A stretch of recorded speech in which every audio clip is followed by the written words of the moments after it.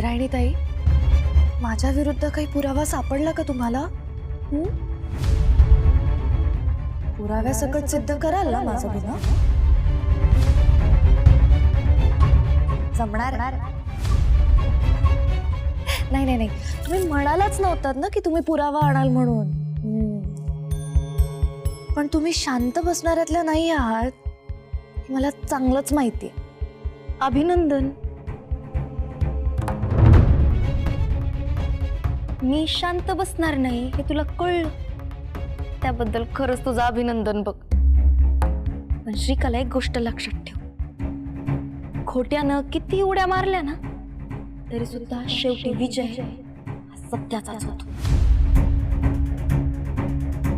महाराज, हे काय? अगं, गोविंद महाराजांची पोथी आहे अभंगांची. तू लहान असताना तुला दाखवली होती की मी. ही आता म्हणजे महाराज एक नवीन अभंग? नाही नाही नाही, अगं श्रीकलाला पाहायची होती ती, तिनं विचारलं होतं मला म्हणून आणली.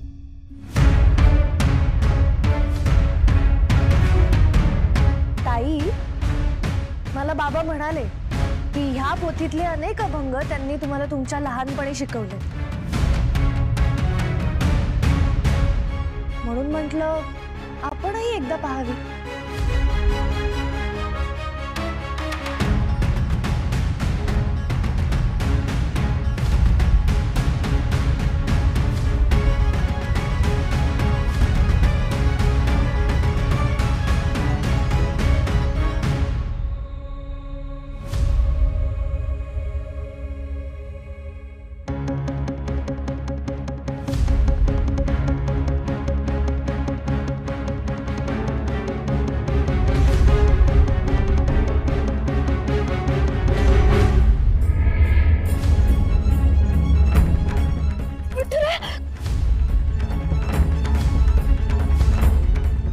हिंदू, काय ग, काय झालं?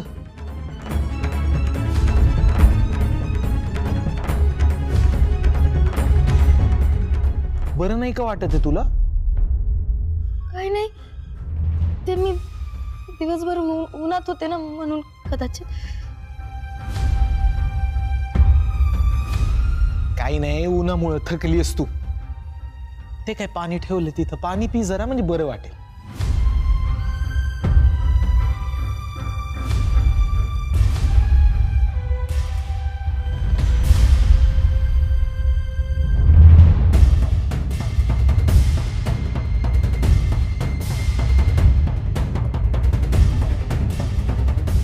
बरं का श्रीकला, गोविंद महाराजांचे हे अभंग म्हणजे माझी खरी संपत्ती आहे बघ.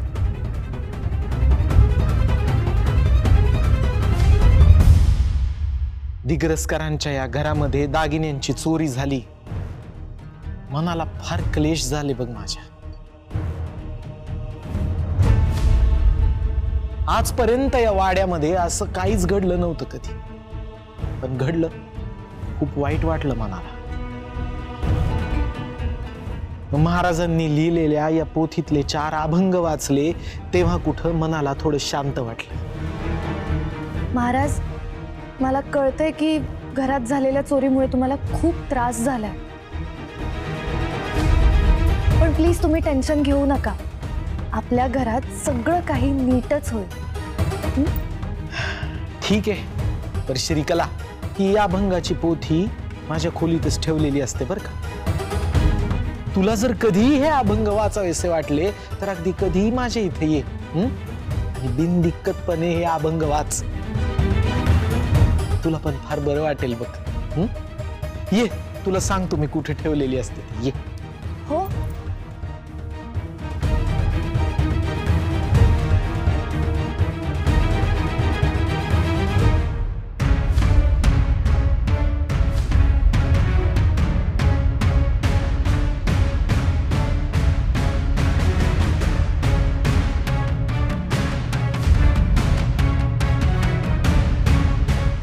हे बघ, इथं ठेवलेली असते बघ पोथी.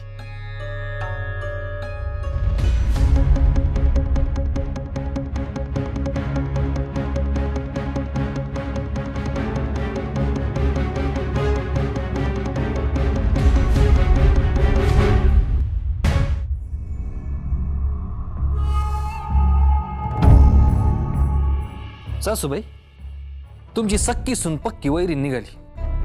चेहरा भोळा आहे तिचा, पण अंगी नाना कळायत. हे माहिती हो मला. तेच काय सांगताय. घरात लेटेस्ट काय घडलंय ते सांगू का तुम्हाला? महत्वाचं असेल तर सांगा, नाहीतर नका सांगू. महत्वाचं तेवढंच सांगणार, इकडचं तिकडचं अजिबात बोलणार नाही. सांगू? अहो सासूबाई, पाठराखीनबाईंनी श्रीकलाला चोरीच्या प्रकरणावर खूप ऐकवलंय, खूप सुनावलंय. आणि एवढंच नाही, चोरीचा आरोप सुद्धा तिच्यावरच केलाय. काय? पाठराखीनबाई श्रीकलाला अपशकुनी म्हणाले, अपशकुनी. म्हणजे ही इंद्रायणी स्वतः अपशकुनी कार्टी ती त्या श्रीकलाला अपशकुनी म्हणाली. बघा आता. हे तुम्ही तुमच्या कानांनी ऐकलंय का? पण स्वतःच्या कानाने नाही ऐकलं, पण न्यूज मात्र कन्फर्म. हो सासूबाई, अहो तुम्ही या घरच्या मोठ्या, घरात काय घडतंय तुम्हाला काहीच माहित नाही. कन्फर्म आहे? 100%. मी तर म्हणतो 1000%. अहो आपण एकाच टीम मधले, मी खोटं कशाला सांगल? मग तसा असेल ना तर आपल्या फायद्याच आहे. ते सगळं ठीक आहे, पण ह्या पाठराखीनबाईचा आगाऊपणा तुमच्या अंगाशी येऊ शकतो. आता तुम्ही काय कराल? मी असं करणार, मी श्रीकलाच्या जखमेवरती मलम लावणार. नाही, पण त्याच्या आधी ती जखम उघडून त्यात मीठ भरणार आणि मग मलम लावणार.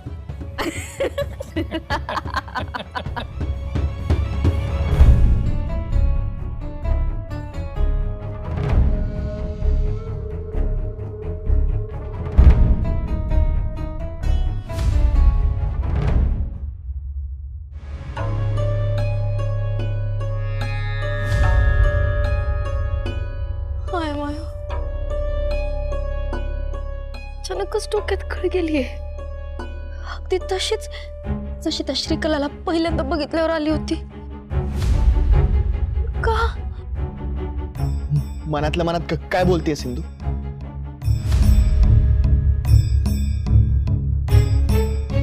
तू डोक्यात कळ आली रे माझ्या अचानक. अगदी तशीच जशी जशी श्रीकला पहिल्यांदा घरी आली होती तेव्हा तुला त्रास झाला होता, तसंच ना? हो, अगदी तशीच. व्यंकू महाराजांनी गोविंद महाराजांची पोथी जशी तिच्या हातात दिली ना, मग तुला त्रास व्हायला लागला. मग तुझ्याकडून तिला निगेटिव्ह वाईब्स यायला लागले. सतत तुला हेच वाटायला लागलं की तिथे चांगली नाहीये म्हणून. आणि तुला आता असं पण वाटतं ना की ती आपल्या घराचं, या घरातल्यांचं नुकसान करणार आहे म्हणून. असंच वाटतंय ना इंदू?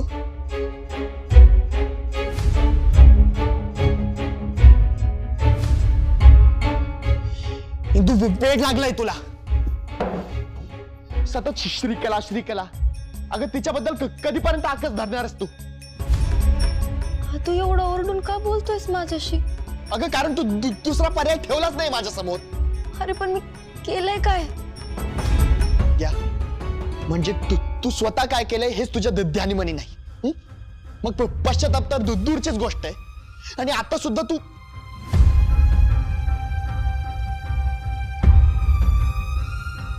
थांबला का रे? का थांबलास? तू जे काय आहे ना ते स्पष्ट बोलूनच टाक. बोल, का थांबलास?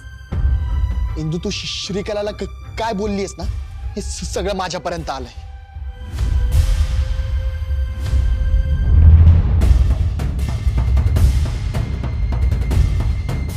तुला अनेकदा सांगून झालं की तू श्रीकलाबद्दल असं विचार नको करूस, असं बोलू नकोस, पण नाही. हे बघ, तुला शेवटचं सांगतोय, मला घरात भांडणं नको आहेत, नाहीतर आपल्याला हे घर सोडून जावं लागेल. तू आपलं घर आहे आणि हे घर सोडून जायचा विचार सुद्धा मनात आणायचा नाही बघ. इंदू तू दुसरा पर्याय ठेवलास का मग माझ्या समोर? आदू हे बघ, कुणावरही असा विश्वास नाही. तू बस श्रीकलावर तुझा विश्वास नसेल, पण अख्ख्या दिग्रस कुटुंबाचा आणि माझा विश्वास.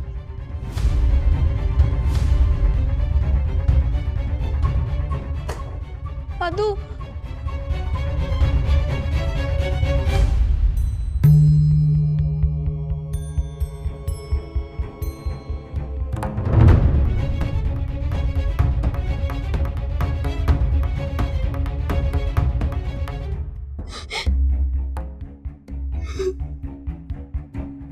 कसं सिद्ध करू मी की ती मुलगी चांगली नाहीये, नाहीये ती चांगली.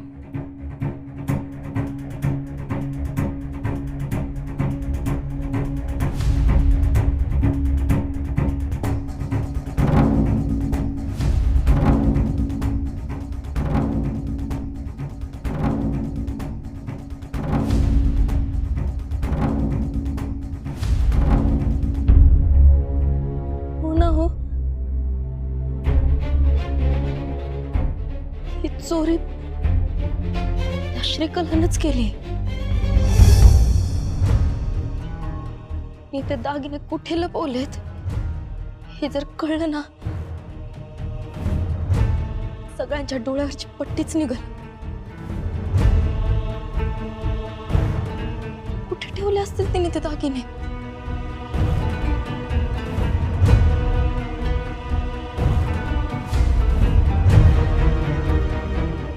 तिच्या घरी नक्कीच तिने ते दागिने तिच्या घरी ठेवले असणार आहेत. दुसरीकडे लपवणं शक्यच नाही. तिला माहिती आहे की सगळ्यांचा तिच्यावर विश्वास आहे, कोणी तिच्यावर संशय घेणार नाही आणि म्हणूनच तिने ते दागिने तिच्या घरी लपवले असणार आहेत.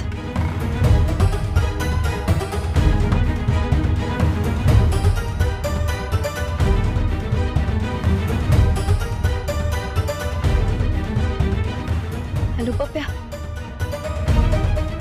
पुरावा पाहिजे होता ना रे तुला? पुरावा? कसला पुरावा?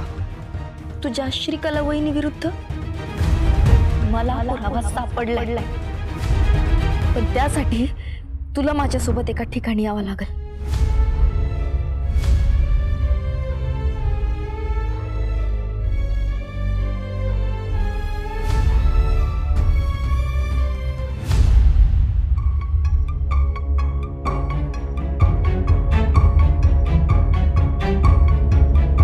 आई, आई, श्रीकला, एक विचारायचं होतं. अगं मग एवढं अवघडून कशासाठी विचारतेस? काय झालं? मी माहेरी जाऊन आले तर चालेल का? म्हणजे मला ना माझं काही सामान आणि कपडे आणायचे होते ना, म्हणून. आई म्हणतेस आणि सासूसारखी परवानगी मागतेस होय? ते तुझंच घर आहे. जाऊन जा. आलेच. बरं ऐक, अगं तुझं घर तर इथून खूप लांब आहे, रिक्षाही मिळत नाही तिकडे. हो, पण मग त्याचं काय? तू एक काम कर, तू गोपाळला घेऊन जा सोबत. त्याला हॉस्पिटलमधून ये असं कसं म्हणणार ना मी, आई? मग नारायणीला घेऊन जा. नाही, नको. म्हणजे कोणी सोबत यायची काहीच गरज नाहीये. मी करेन मॅनेज, डोंट वरी. ओके, ठीक आहे, नीट जा. लवकर ये आणि बाय बाय.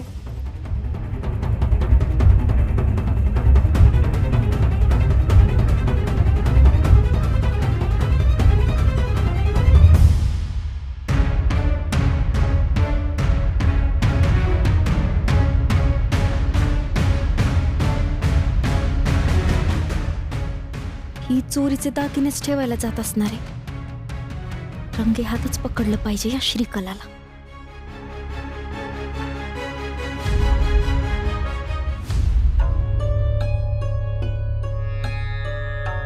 फंट्या गँगची मेन होतात कुठं तुम्ही? Sorry sorry. किती वेळ वाट बघायची माणसानं? आता चल बरं लवकर. अगं निघू वगैरे ठीक आहे, पण जायचंय कुठे ते सांग. श्रीकलाच्या घरी. काय काय काय काय करतो? चल लवकर. आज त्याची पोल खोलल्याशिवाय मी काय राहतच नसते. चल. बस.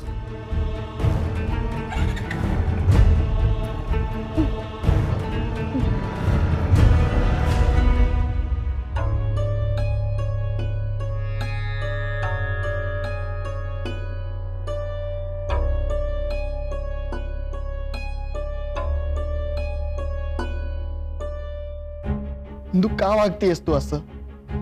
का श्रीकलाच्या मागे हात धुवून लागलीस तू? मला त्रास होतोय कळत नाहीये का तुला?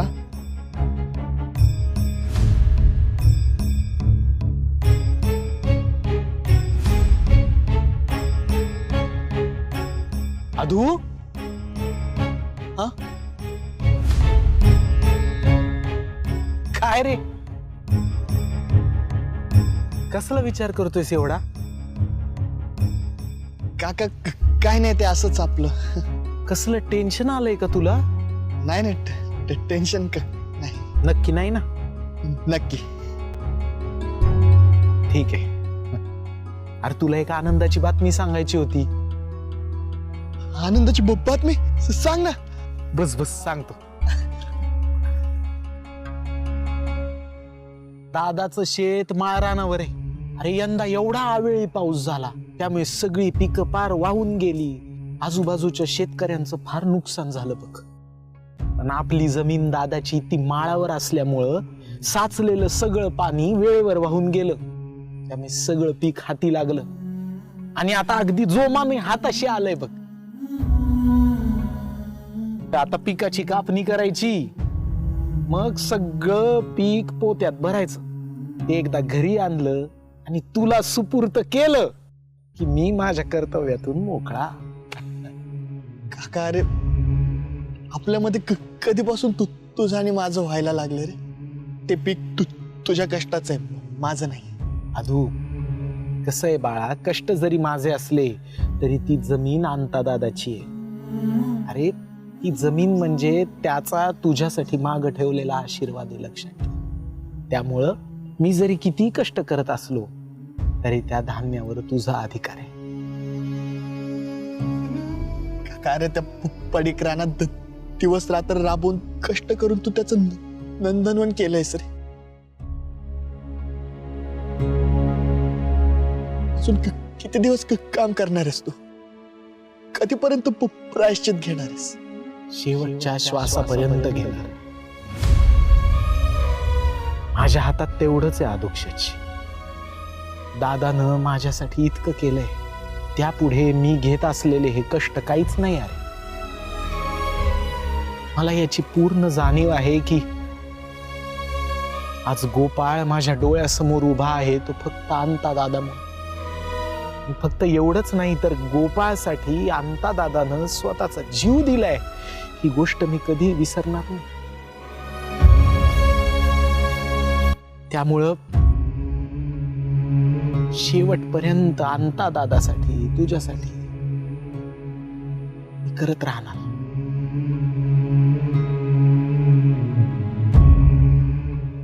बर चला, निघतो मी. कसली काळजी करू नकोस, आणि काही वाटलं तर मला सांग. चला, विठुराया आहेच की तुझ्या पाठीशी. येऊ का?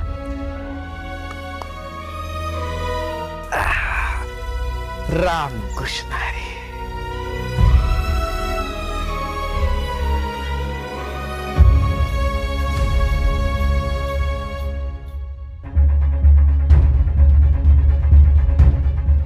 पप्या, तू थांब, मी आले. हे अगं पण अरे टेन्शन घेऊ नको, इथे थांब, मला वॉच ठेव. आणि कुणी आलं ना तर मग इशाराची शिट्टी मार, मी येते.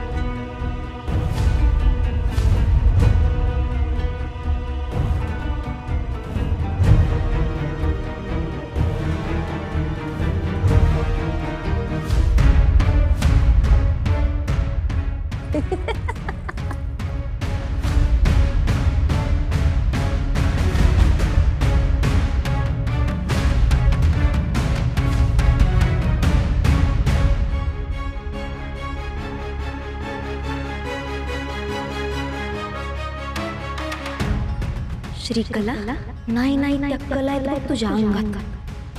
माझ्या घरी चोरी करतेस होय. आता ही इंद्रायणी तुला सोडतच नसती बघ.